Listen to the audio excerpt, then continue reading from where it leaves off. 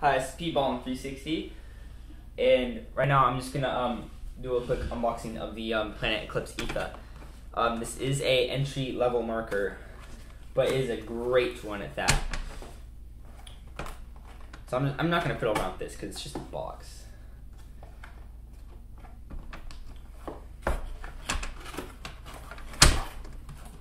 All right, so your Planet Eclipse Ethathat marker is going to come in a plastic case, which I have modified with my local store's sticker.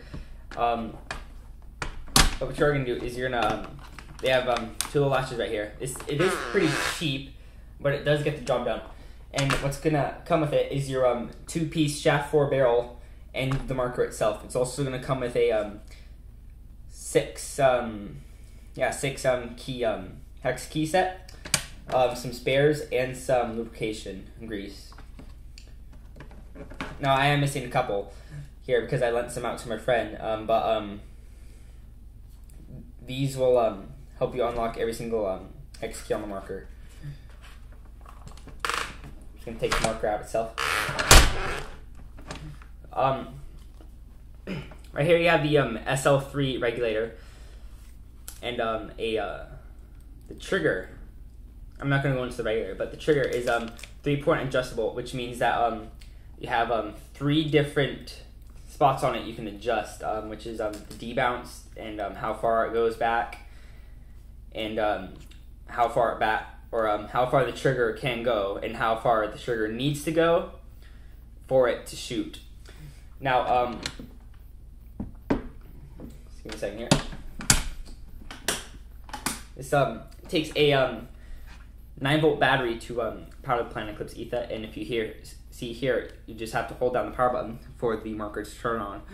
Right now, it is showing that it is there is no balls in, but it is working, and you can see here that if I put this pencil down,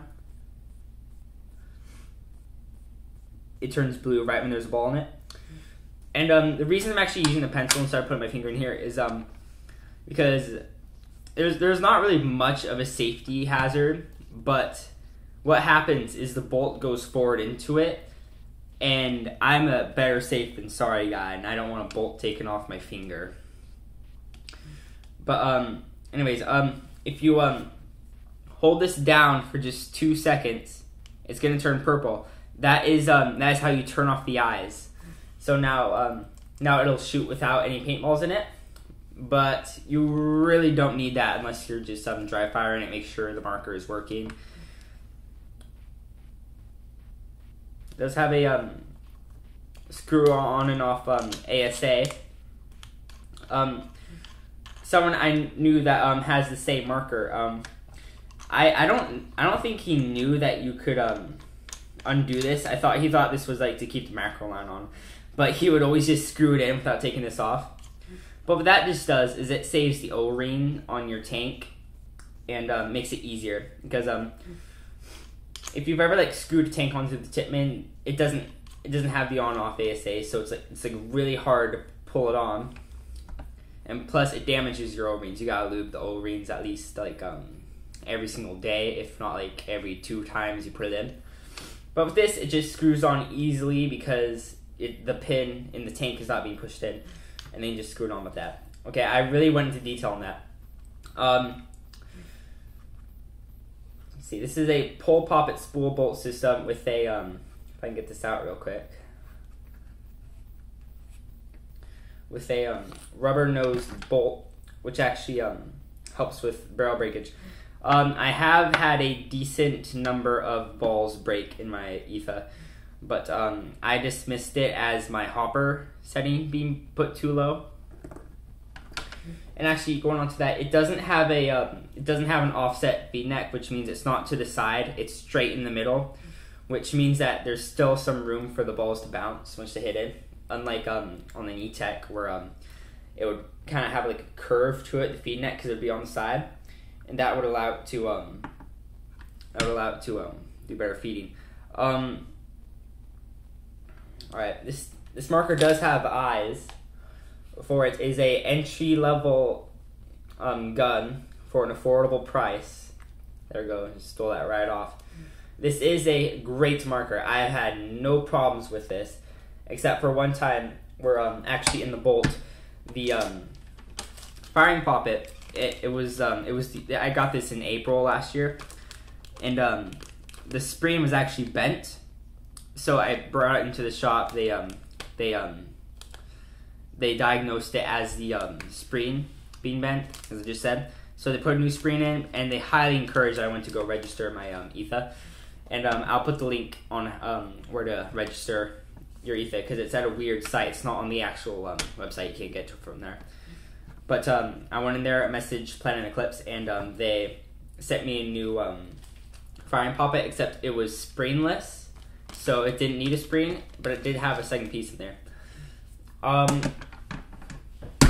Just go back into here for a second. You do have the two-piece shaft 4 barrel, which is a very, very impressive barrel to put on the Eclipse marker. It's you will see this exact barrel on the give me a second here. You'll see the exact barrel on the Planet Eclipse Ego and the Geo. There we go. Just wasn't pushing hard enough. And you will also notice that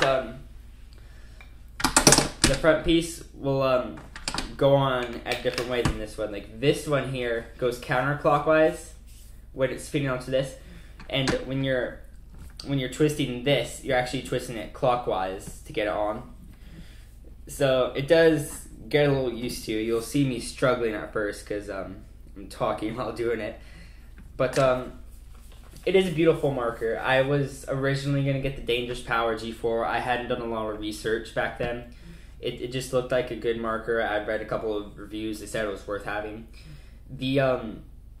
But they strongly told me to go with the etha because it was durable, dangerous power. They said they always had power.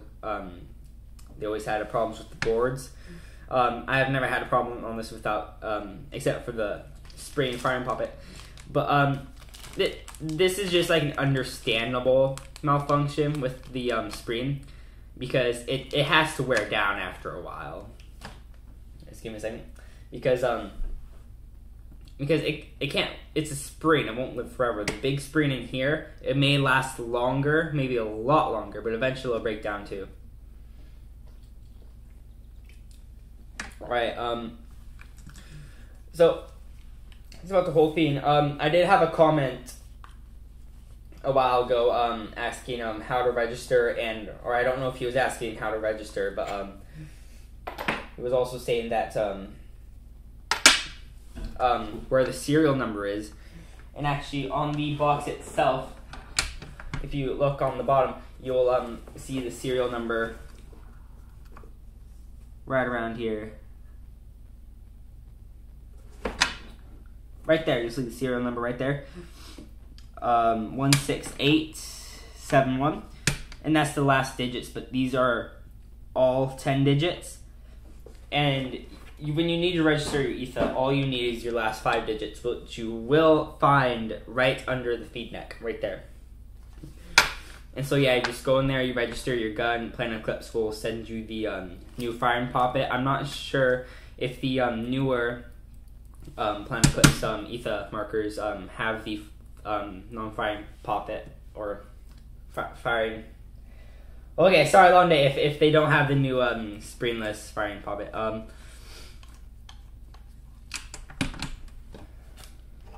But correct me if I'm wrong. This did come in the box. I didn't show it in the actual unboxing of it, but this is like really, really funny. Here, I'm just gonna take this camera off the podium real quick. Now it's a good manual up until you get to the fault finding. Actually, you'll see whenever you change to the different pages, it'll go different ones. Like, let me see here. It's really cool. Actually, it's not really that cool. So now we're gonna fault finding. We just passed it. There we go. Okay, I want to make sure we don't miss anything, so I'm gonna make sure. Yep. Okay, here we go. Find a good one. Okay, now we're gonna go this one. Okay, here we go. The symptom, the marker is trapping paint. The first one, the brake beam sensor is switched off. Solution, switch on the BPS. No shit.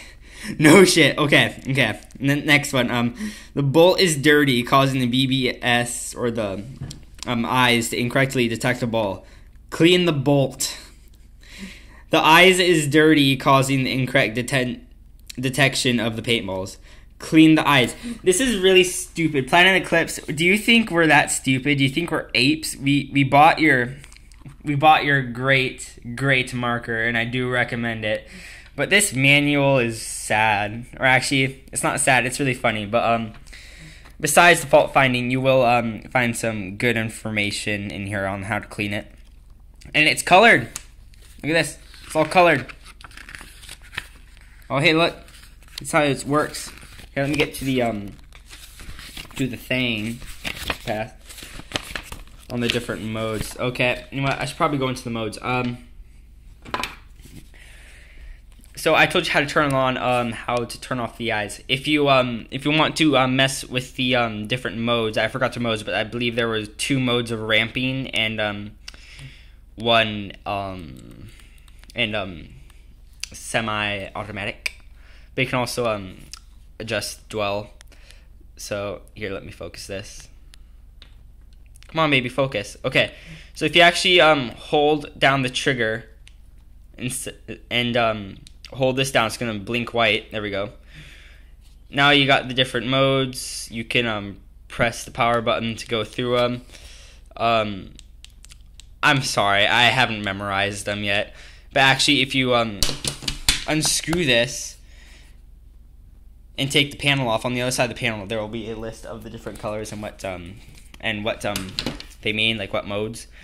But you got dwell, you've got rate of fire. This is